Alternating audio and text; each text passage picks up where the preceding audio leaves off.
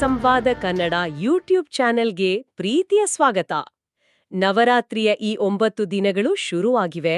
ಎಲ್ಲರಿಗೂ ಶರನವರಾತ್ರಿ ಹಬ್ಬದ ಹಾರ್ದಿಕ ಶುಭಾಶಯಗಳು. ನಮಸ್ಕಾರ. ಹೌದು, ಎಲ್ಲರಿಗೂ ಹಬ್ಬದ ಶುಭಾಶಯಗಳು. ಈ ಶಕ್ತಿಯ ಆರಾಧನೆಯ ಸಮಯ ಎಲ್ಲರಿಗೂ ಒಳ್ಳೇದು ಮಾಡ್ಲಿ. ಹೌದು, ನೋಡಿ, ಈ ಶುಭ ಸಂದರ್ಭದಲ್ಲಿ ನಮ್ಮ ಚಾನೆಲ್ನಲ್ಲಿ ಒಂದು ಸ್ಪೆಷಲ್ ಸರಣಿ ಶುರು ಮಾಡ್ತಾ ಇದ್ದೀವಿ. ನವದುರ್ಗಾ ನವಶಕ್ತಿ ವೈಭವ. ನವರಾತ್ರಿಯ ಈ ಪವಿತ್ರ ಆರಂಭದಲ್ಲಿ ನಾವೆಲ್ಲ ಒಂದು 9 ಡೇಸ್ನ ವಿಶೇಷ ಪಯಣ ಶುರು ಮಾಡ್ತಾ ಇದ್ದೀವಿ.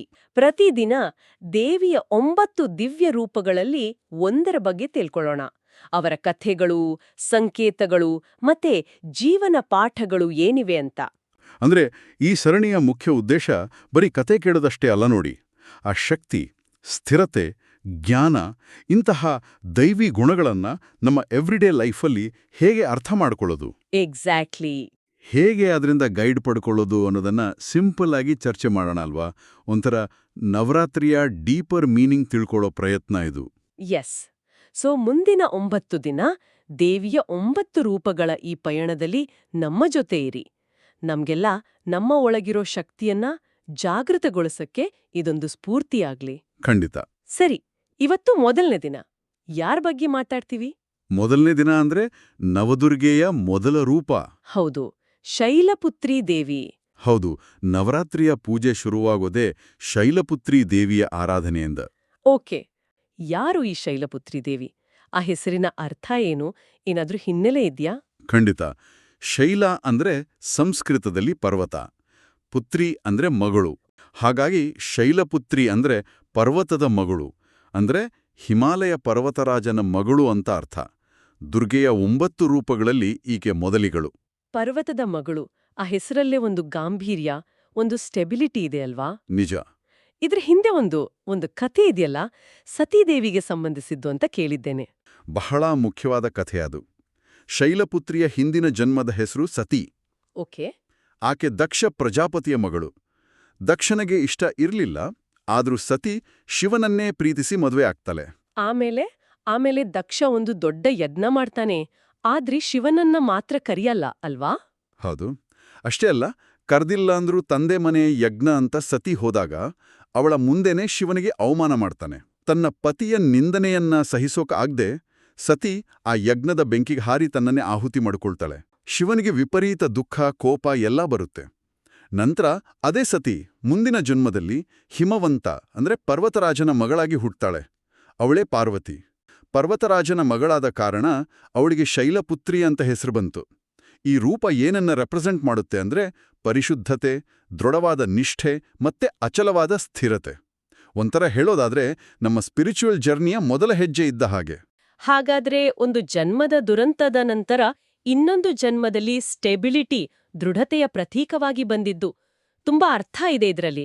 ಸರಿ, ಈ ಶೈಲಪುತ್ರಿಯ ರೂಪ ಏನನ್ನು ಸಂಕೇತಿಸುತ್ತೆ ಅಥವಾ ಪ್ರತಿನಿಧಿಸುತ್ತೆ? ಇದನ್ನ ನಾವು ಪ್ರಾಕ್ಟಿಕಲ್ ಆಗಿ ನಮ್ಮ ಜೀವನಕ್ಕೆ ಹೇಗೆ ರಿಲೇಟ್ ಮಾಡ್ಕೋಬಹುದು? ಖಂಡಿತ. ಇಲ್ಲಿ ಮುಖ್ಯವಾಗಿ ಒಂದು 3 ಅಂಶಗಳನ್ನ ಗಮನಿಸಬಹುದು ನಾವು. ಮೊದಲನೇದು ಸ್ಥಿರತೆ. ಸ್ಥಿರತೆ. ಹೌದು. ಹಿಮಾಲಯ ಪರ್ವತ ಹೇಗೆ ಸ್ಥಿರವಾಗಿ, ಅಚಲವಾಗಿ ನಿಂತಿರ್ತೋ ಹಾಗೆ ನಮ್ಮ ಜೀವನದಲ್ಲಿ, ನಮ್ಮ ನಿರ್ಧಾರಗಳಲ್ಲಿ, ನಮ್ಮ ವ್ಯಾಲ್ಯೂಸಲ್ಲಿ ನಾವು ಗಟ್ಟಿಯಾಗಿರಬೇಕು ಅನ್ನೋದನ್ನ ಇದು ಸೂಚಿಸುತ್ತೆ. ನೋಡಿ, ಪರ್ವತವನ್ನ ಸಣ್ಣ ಪುಟ್ಟ ಗಾಳಿ, ಮಳೆ ಅಲ್ಲಾಡ್ಸೋಕ್ಕಾಗಲ್ಲ ಅಲ್ವಾ? ಆ ತರಹ ಒಂದು ಗಟ್ಟಿತನ. ನಿಜ. ಜೀವನದಲ್ಲಿ ಎಷ್ಟೇ ಬಿರುಗಾಳಿ ಬಂದ್ರೂ ಸ್ಥಿರವಾಗಿ ನಿಲ್ಲೋ ಶಕ್ತಿ. ಓಕೆ, ಎರಡನೇ ಅಂಶ ಏನು? ಎರಡನೆಯದು ಶಕ್ತಿ, ಸ್ಟ್ರೆಂತ್.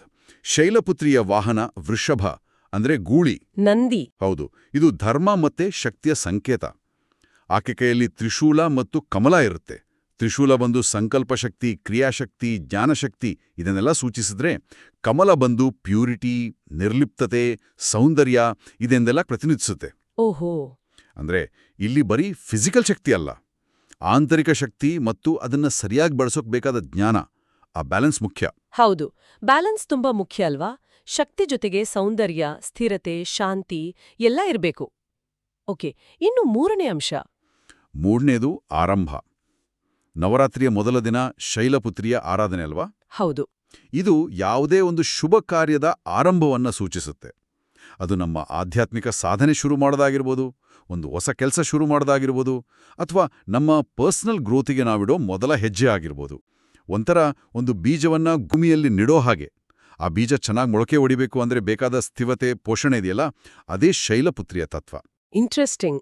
ಸ್ಥಿರತೆ, ಶಕ್ತಿ ಮತ್ತು ಹೊಸ ಆರಂಭ ಇವು ಇವತ್ತಿನ ಜೀವನಕ್ಕೆ ತುಂಬಾ ರೆಲೆವೆಂಟ್ ಆದ ವಿಷಯಗಳು. ಹಾಗಾದ್ರೆ ಈ ಶೈಲಪುತ್ರಿ ದೇವಿಯ ರೂಪದಿಂದ ನಾವು ಏನ್ ಕಲಿಬೋದು? What is this form teachers? ಮೊದಲನೇ ಮತ್ತು ಬಹುಶಃ ಅತಿ ಮುಖ್ಯವಾದ ಪಾಠ ಅಂದ್ರೆ ಬಲವಾದ ಅಡಿಪಾಯದ ಮಹತ್ವ. ಫೌಂಡೇಶನ್. ಹೌದು. ನೋಡಿ, ಪರ್ವತದಷ್ಟು ಗಟ್ಟಿ ಫೌಂಡೇಶನ್ ಇಲ್ಲದೆ ಯಾವ ಬಿಲ್ಡಿಂಗ್ ಕೂಡ ನಿಲ್ಲೋಕ್ಕಾಗಲ್ಲ. ಹಾಗೇನೆ ನಮ್ಮ ಜೀವನದಲ್ಲಿ ಗುರಿ ಇರಲಿ, ರಿಲೇಷನ್ಶಿಪ್ ಇರಲಿ, ನಮ್ಮ ನಂಬಿಕೆಗಳೇ ಇರಲಿ, ಎಲ್ಲದಕ್ಕೂ ಒಂದು ದೃಢವಾದ, ಸ್ಥಿರವಾದ ಬೇಸ್ ಬೇಕೇ ಬೇಕು. ಆ ಸ್ಟೆಬಿಲಿಟಿ ಇದ್ರೆ ಮಾತ್ರ ನಾವು ಬೆಳೆಯೋಕೆ, ಎಕ್ಸ್ಪ್ಯಾಂಡ್ ಆಗೋಕೆ ಸಾಧ್ಯ. ಇದು ತುಂಬಾ ಮುಖ್ಯ ಅನ್ಸುತ್ತೆ. ಎಷ್ಟೋ ಸಲ ನಾವು ದೊಡ್ಡ ಕನಸು ಕಾಣ್ತೀವಿ, ಆದ್ರೆ ಬೇಸಿಕ್ ಫೌಂಡೇಶನ್ ಬಗ್ಗೆ ಅಷ್ಟೊಂದು ಗಮನ ಕೊಡೋದೇ ಇಲ್ಲ. ಸರಿ, ಎರಡನೇ ಪಾಠ ಏನು? ಎರಡನೇದು ಹೊಸ ಆರಂಭಗಳನ್ನ ಹೇಗೆ ಮಾಡಬೇಕು ಅನ್ನೋದು. ಶೈಲಪುತ್ರಿ ಮೊದಲನೇ ದಿನದ ದೇವಿ ಅಂದ್ವಲ್ಲ. ಹೌದು.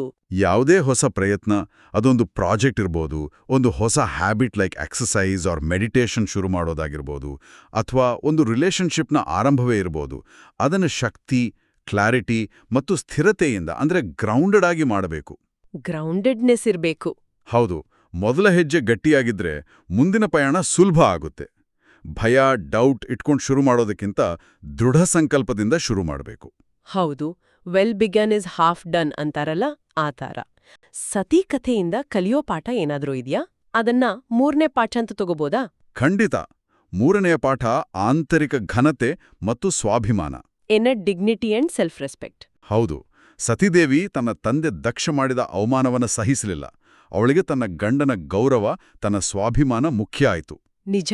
ಇದರಿಂದ ನಾವು ಏನು ಕಲಿಬೇಕು ಅಂದ್ರೆ, ಹೊರಗಿನ ಪರಿಸ್ಥಿತಿಗಳು, ಜನ ಏನು ಹೇಳ್ತಾರೆ, ಟೀಕೆಗಳು, ಇವು ನಮ್ಮ ಒಳಗಿನ ಘನತೆಯನ್ನು ಅಲ್ಲಾಡಿಸಬಾರ್ದು. ನಮ್ಮ ವ್ಯಾಲ್ಯೂಸ್ಗೆ, ನಮ್ಮ ಸತ್ಯಕ್ಕೆ ನಾವು ಕಮಿಟ್ ಆಗಿರಬೇಕು. ಅವಮಾನವನ್ನ ಅಕ್ಸೆಪ್ಟ್ ಮಾಡ್ಕೊಂಡು ಬದುಕೋದಕ್ಕಿಂತ ಡಿಗ್ನಿಟಿಯಿಂದ ನಮ್ಮ ಸ್ಟ್ಯಾಂಡ್ ಕ್ಲಿಯರ್ ಮಾಡೋದು ಮುಖ್ಯ. That's very profound. ನಿಜ. ನಮ್ಮ ಸೆಲ್ಫ್ ರೆಸ್ಪೆಕ್ಟ್ ಅನ್ನ ಕಾಪಾಡಿಕೊಳ್ಳೋದು.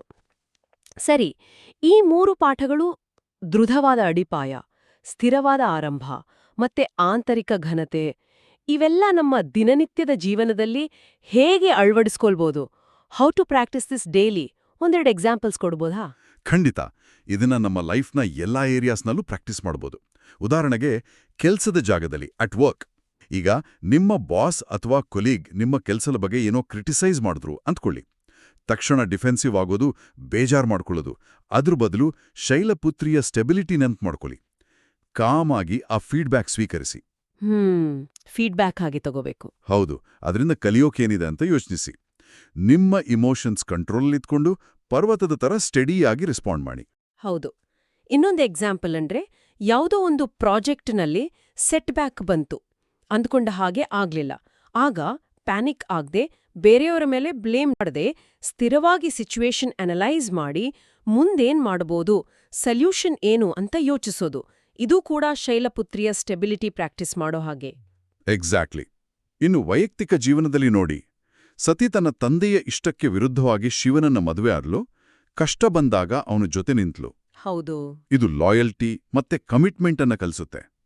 ನಮ್ಮ ಪ್ರೀತಿಪಾತ್ರರು ಕಷ್ಟದಲ್ಲಿದ್ದಾಗ ಅಥವಾ ಎಲ್ಲರೂ ಅವರ ವಿರುದ್ಧ ನಿಂತಾಗ ನಾವು ಅವರ ಜೊತೆ ಗಟ್ಟಿಯಾಗಿ ನಿಲ್ತೀವಲ್ಲ, ಅದು ಶೈಲಪುತ್ರಿಯ ದೃಢ ನಿಲುವಿನ ರಿಫ್ಲೆಕ್ಷನ್. ಹೌದು, ನಿಜ. ಉದಾಹರಣೆಗೆ, ನಮ್ಮ ಫ್ರೆಂಡ್ಸ್ ಅಥವಾ ಫ್ಯಾಮಿಲಿ ಯಾರು ಒಳ್ಳೆಯ ಇಂಟೆನ್ಷನಿಂದ ಏನೋ ಡಿಸಿಷನ್ ತಗೊಂಡಿರ್ತಾರೆ, ಆದ್ರೆ ಸೊಸೈಟಿ ಅದನ್ನ ಕ್ರಿಟಿಸೈಸ್ ಮಾಡ್ಬೋದು. ಆಗ ನಾವು ಅವರ ನಂಬಿಕೆಯನ್ನ ಸಪೋರ್ಟ್ ಮಾಡಿ ಅವರ ಜೊತೆ ನಿಲ್ಲೋದಿದೆಯಲ್ಲ, ಅದು ಈ ಲಾಯಲ್ಟಿಗೆ ಒಂದು ಒಳ್ಳೆ ಉದಾಹರಣೆ. ಕರೆಕ್ಟ್. ಇನ್ನು ಸ್ವಯಂ ಬೆಳವಣಿಗೆಗೆ ಹೇಗೆ ಯೂಸ್ ಮಾಡ್ಬೋದು? ದಿನವನ್ನ ಒಂದು ಸ್ಥಿರವಾದ ರೀತಿಯಲ್ಲಿ ಸ್ಟಾರ್ಟ್ ಮಾಡೋದು ಹೇಗೆ? ಬೆಳಿಗ್ಗೆ ಎದ್ದ ತಕ್ಷಣ ಫೋನ್ ನೋಡೋ ಬದಲು ಒಂದು 5-10 ನಿಮಿಷ ಸುಮ್ಮನೆ ಕೂರೋದು, ಡೀಪ್ ಬ್ರೀದಿಂಗ್ ಮಾಡೋದು, ಅಥವಾ ಒಂದು ಸಣ್ಣ ಮೆಡಿಟೇಷನ್, ಪ್ರೇಯರ್ ಮಾಡೋದು. ಇದು ನಮಗೆ ಇಡೀ ದಿನ ಒಂದು ಗ್ರೌಂಡಿಂಗ್, ಒಂದು ಸ್ಟೆಬಿಲಿಟಿ ಕೊಡುತ್ತೆ. It sets a com tone for the day. ಹೌದು. ಆ ಇಂಟರ್ನಲ್ ಸ್ಟೆಬಿಲಿಟಿ ಇದ್ರೆ ದಿನದ ಚಾಲೆಂಜಸ್ ಹ್ಯಾಂಡಲ್ ಮಾಡೋದು ಸುಲಭ ಆಗತ್ತೆ ಅಲ್ವಾ? ಇನ್ನೊಂದು ಎಕ್ಸಾಂಪಲ್ ಅಂದ್ರೆ ಯಾವ್ದಾದ್ರೂ ಕೆಟ್ಟ ಅಭ್ಯಾಸ ಬಿಡ್ಬೇಕು ಅಂತ ಡಿಸೈಡ್ ಮಾಡಿದಾಗ, ಉದಾಹರಣೆಗೆ ಜಾಸ್ತಿ ಸ್ವೀಟ್ ತಿನ್ನೋದು ಕಡಿಮೆ ಮಾಡ್ಬೇಕು ಅಂತ. ಆಗ ಸಣ್ಣ ಪುಟ್ಟ ಟೆಂಪ್ಟೇಷನ್ಸ್ ಬಂದಾಗ ಅದಕ್ಕೆ ಜಗ್ಗದೆ ನಮ್ಮ ರಿಸಾಲ್ವ್ಗೆ, ನಮ್ಮ ನಿರ್ಧಾರಕ್ಕೆ ದೃಢವಾಗಿ ಸ್ಟಿಕ್ ಆಗೋದು, ಪರ್ವತದ ಹಾಗೆ ನಮ್ಮ ಡಿಟರ್ಮಿನೇಷನ್ ಇರಬೇಕು. ಅದೇ ಇನ್ನು ಭಾವನಾತ್ಮಕವಾಗಿ ಹೇಳೋದಾದ್ರೆ, ಪರ್ವತಗಳು ಸಣ್ಣ ಪುಟ್ಟ ಗಾಳಿ ಮಳೆಗೆಲ್ಲ ಹೇಗೆ ಅಲುಗಾಡಲ್ವೋ ಹಾಗೆ ನಾವು ಕೂಡ ಸಣ್ಣ ಸಣ್ಣ ವಿಷಯಗಳಿಗೆ ಓವರ್ ರಿಯಾಕ್ಟ್ ಮಾಡೋದನ್ನ ತಪ್ಪಿಸ್ಬೇಕು. ಟ್ರಾಫಿಕ್ ಜಾಮ್ ಆಯ್ತು, ಯಾರು ಏನೋ ಅನ್ಬಿಟ್ರು, ಇಂಥ ಸಿಚುವೇಶನ್ಸಲ್ಲಿ ನಮ್ಮ ಶಾಂತಿಯನ್ನ ಕಳ್ಕೊಳ್ದೆ ನಾನು ಸ್ಥಿರವಾಗಿರ್ಬೇಕು ಅಂತ ನೆನಪಿಸ್ಕೊಂಡ್ರೆ ನಮ್ಮ ರಿಯಾಕ್ಷನ್ ಬದಲಾಗುತ್ತೆ. ನಿಜ.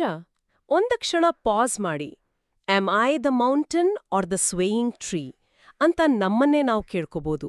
ತುಂಬಾ ಪ್ರಾಕ್ಟಿಕಲ್ ಎಕ್ಸಾಂಪಲ್ಸ್ ಇವು. ಈ ದಿನದ ಚರ್ಚೆಯಿಂದ ಶೈಲಪುತ್ರಿಯ ಬಗ್ಗೆ ನಾವು ತಗೋಬಹುದಾದ ಮುಖ್ಯವಾದ ಒಳನೋಟ, ಕೀ ಇನ್ಸೈಟ್ ಏನು ಅಂತ ಒಂದು ಮಾತಲ್ಲಿ ಹೇಳೋದಾದ್ರೆ, ವಾಟ್ಸ್ ದಿ ಎಸೆನ್ಸ್?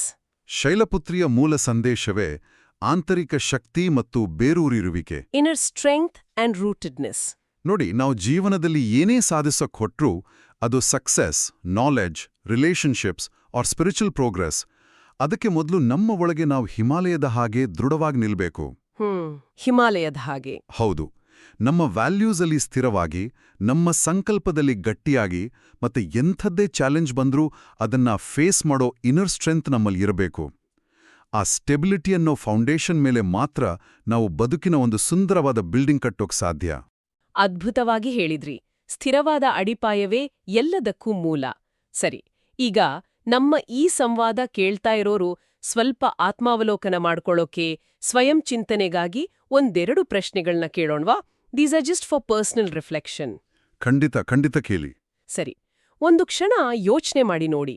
ಒಂದು, ನಮ್ಮ ಜೀವನದ ಯಾವ ಕ್ಷೇತ್ರದಲ್ಲಿ, ಅದು ಕೆಲ್ಸ ಇರ್ಬೋದು, ಆರೋಗ್ಯ, ಸಂಬಂಧಗಳು ಅಥವಾ ಮನಃಶಾಂತಿ, ನಮಗೆ ಇನ್ನಷ್ಟು ಸ್ಟೆಬಿಲಿಟಿ ಅಥವಾ ಗ್ರೌಂಡಿಂಗ್ ಬೇಕು ಅಂತ ಅನಿಸ್ತಾ ಇದೆಯಾ?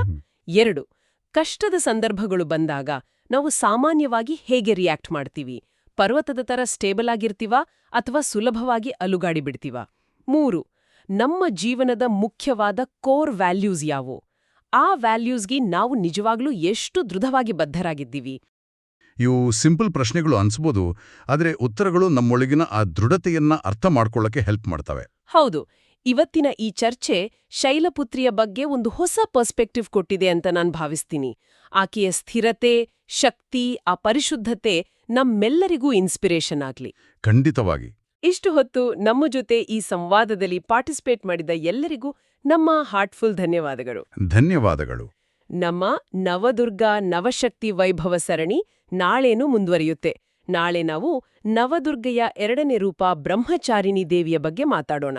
ಹೌದು, ತಪಸ್ಸು, ವೈರಾಗ್ಯ, ಜ್ಞಾನದ ಪ್ರತೀಕ ಆಕೆಯ ಬಗ್ಗೆ ಇಂಟ್ರೆಸ್ಟಿಂಗ್ ವಿಷಯಗಳನ್ನ ತಿಳಿಯೋಣ. ಹೌದು, ತಪ್ಪದೇ ನಾಳೆಯ ಸಂಚಿಕೆಗೂ ಜಾಯ್ನ್ ಆಗಿ. ಕೊನೆಯದಾಗಿ, ನಿಮ್ಗೆ ಈ ಚರ್ಚೆ ಇಷ್ಟ ಆಗಿದ್ರೆ ಮತ್ತೆ ಈ ಸರಣಿ ಯೂಸ್ಫುಲ್ ಅನ್ಸಿದ್ರೆ ದಯವಿಟ್ಟು ಸಿಂಪಲ್ ಸಂವಾದ ಕನ್ನಡ ಯೂಟ್ಯೂಬ್ ಚಾನೆಲ್ಗೆ ಲೈಕ್ ಮಾಡಿ, ಸಬ್ಸ್ಕ್ರೈಬ್ ಆಗಿ, ಮತ್ತೆ ನಿಮ್ಮ ಫ್ರೆಂಡ್ಸ್, ಫ್ಯಾಮಿಲಿ ಜೊತೆ ಶೇರ್ ಮಾಡಿ. ಯಾರೆಲ್ಲ ಸಿಂಪಲ್ ಲ್ಯಾಂಗ್ವೇಜಲ್ಲಿ ಸ್ಪಿರಿಚುವಲ್ ವಿಷಯಗಳನ್ನ ಕೇಳೋಕೆ ಇಷ್ಟಪಡ್ತಾರೋ ಅವ್ರಿಗೆಲ್ಲ ಇದು ತಲುಪ್ಲಿ. ಹೌದು, ನಿಮ್ಮ ಪ್ರೋತ್ಸಾಹವೇ ನಮಗೆ ನಿಜವಾದ ಸ್ಫೂರ್ತಿ. ಎಲ್ಲರಿಗೂ ಮತ್ತೊಮ್ಮೆ ಧನ್ಯವಾದಗಳು. ನಾಳೆ ಮತ್ತೆ ಭೇಟಿಯಾಗೋಣ. ನಮಸ್ಕಾರ. ನಮಸ್ಕಾರ.